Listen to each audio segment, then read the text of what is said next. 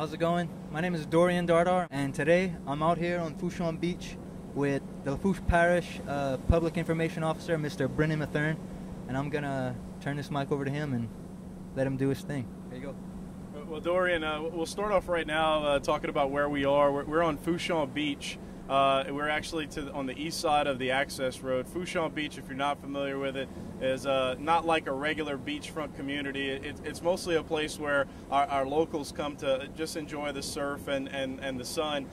Here, we don't get a lot of tourists here. They mostly go over to Jefferson Parish and Grand Isle, but we are here, and again, a lot of people use it. I was here, in fact, last summer with my family, fishing in the surf and just enjoying the beach.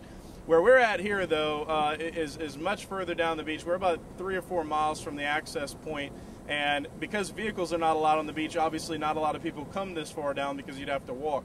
But what we're looking at right here, as you see this board that was placed here, this is just a protective measure because you can see we're using a lot of carts to come back and forth to survey, obviously, the beach and the cleanup efforts. This was put here to protect the loop pipeline. So we're literally standing right over the loop pipeline. Now, the loop pipeline, loop stands for Louisiana Offshore Oil Port. It is the only deep water oil port in the entire country. It's an oil port that sits so many miles offshore. Foreign tankers, when they load up with oil from another country, they transport that oil from a tanker to the oil port. They offload on the oil port, and it comes through this 60-inch pipeline right through Fourchon Beach up to the booster station, which is at the edge of Port Fourchon, and then that gets sent through the booster station to the loop facilities and cutoff. Again, all right here in Lafourche Parish. This pipeline is connected to half of the nation's oil refineries. So it gives you an idea of how important Lafourche Parish is in the world of oil and gas. You combine that with Port Fourchon, which has over 250 companies in port and services all of deep water drilling here off the shore. In fact, all 33 rigs that were shut down as a result of the moratorium are all serviced out of Port Fourchon.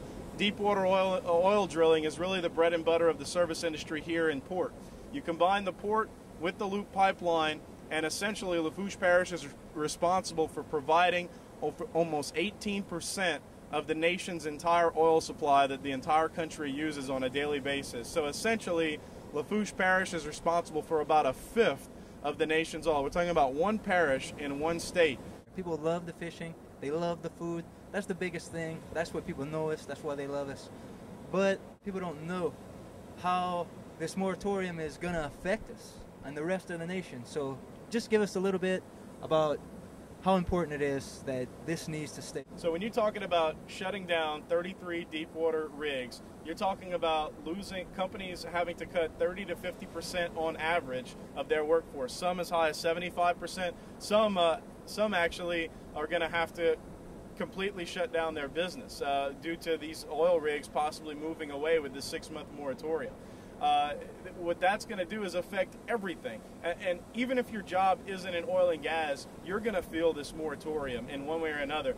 Even if you're living and working in the phone industry in Kansas, you're going to feel this moratorium. When you start talking about Port Fourchon, the economic impact to the country, economic studies have been done that basically say if Port Fourchon was shut down for 3 weeks, completely shut down for 3 weeks, the nation would lose, you'd be $10 billion loss. Another $2.9 billion, and we're talking billion with a B, billion dollars in salaries lost, and over 77,000 jobs nationally, not regionally, nationally, would be lost from a 3-week shutdown of Port Fourchon. Again, the domino effect is going to be far-reaching. If no other reason, if your job is not affected, if for no other reason, gas prices will be affected.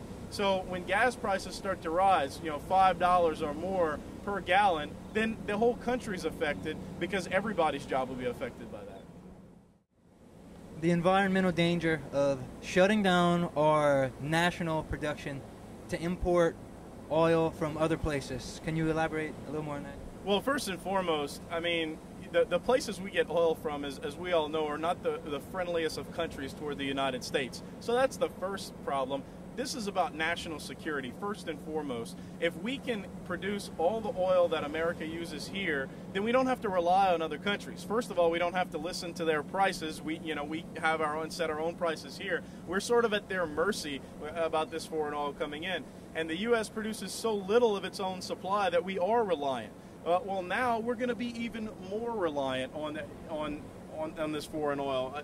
What comes out of the Gulf provides roughly 30% of what we use here in the country. So you're talking about shutting that down. I mean, you're talking about a significant reduction in the amount of production coming from the Gulf and the amount of oil that we get here locally. And I know the rest of America wants to see this industry a little bit safer. Well, we have to put this into perspective. This was a tragic accident on one rig from one company. They did do a 30-day moratorium right after this event happened, and the worst thing they found on any of these rigs was expired eyewash. So this is one of the most regulated industries, and I know that there were problems in it, but where did those problems come from? A federal agency that was approving these rigs, and now the federal government is basically saying, we're going to shut this down because we didn't do our job for all this time. And I know people are quick to blame the oil industry, but I think some of the blame has to be put on MMS and the other authorities that are watching over these rigs. That being said, again, we're talking about one rig. All the rest of these rigs are following regulations. There's a reason why we've had this one spill here in the Gulf over the last 50, 60 years.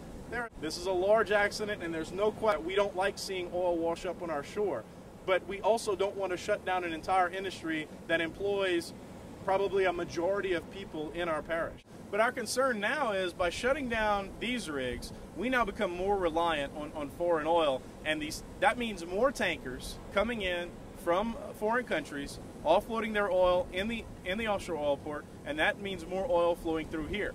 When you think about it, we hear about Exxon Valdez, and we hear about this one as some of the worst in American history. There's been a lot worse spills in world history. In fact, in Nigeria, they have a spill the size of this one every single year.